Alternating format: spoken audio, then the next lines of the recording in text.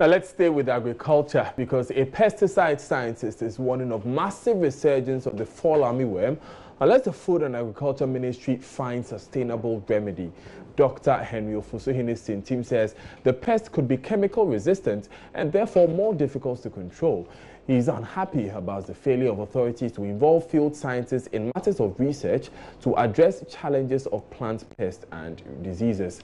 Mahmoud Mohammed Nuruddin has more. You know, this insect is very hardy. First of all, for its life stage, the pupa lives in the soil. And again, the adult too can fly very long distances.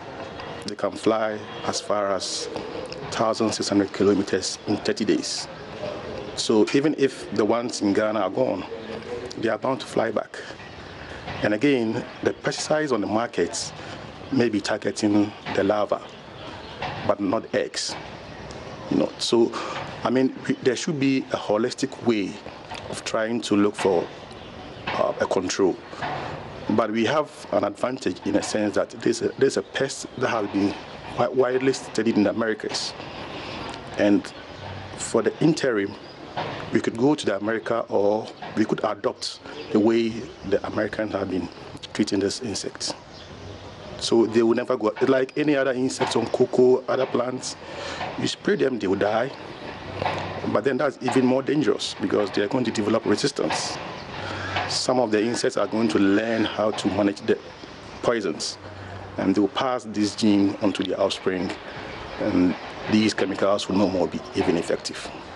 Dr. Ofosuhine's team is one of a few Ghanaian scientists with knowledge on the fall armyworm.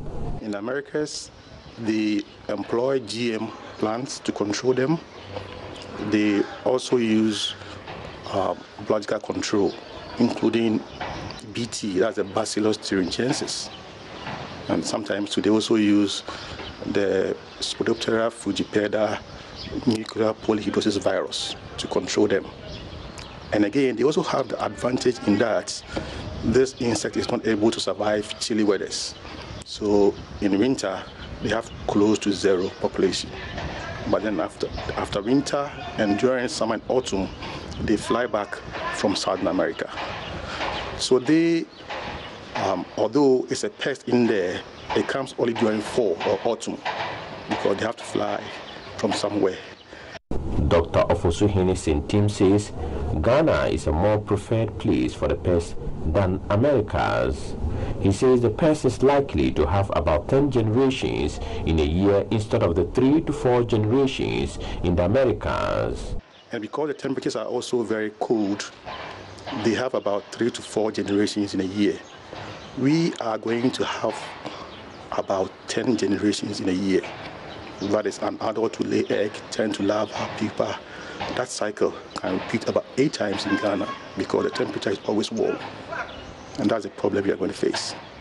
And again, because this insect has got other hosts, or what we call alternate hosts, even including weeds like grasses, it means they are going to multiply throughout the year.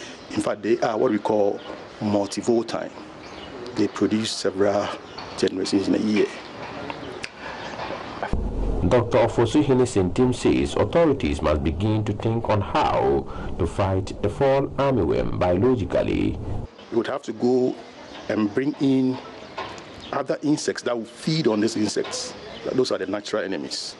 Those should be the targets instead of the pesticide that you are trying to spew on this insect. In fact, for the chemical, it is a firefighting tool. Once you are here, you have to use chemicals.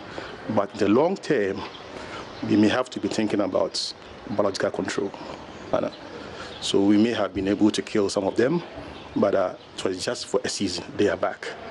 Mahmoud Mohammed Nuruddin reporting.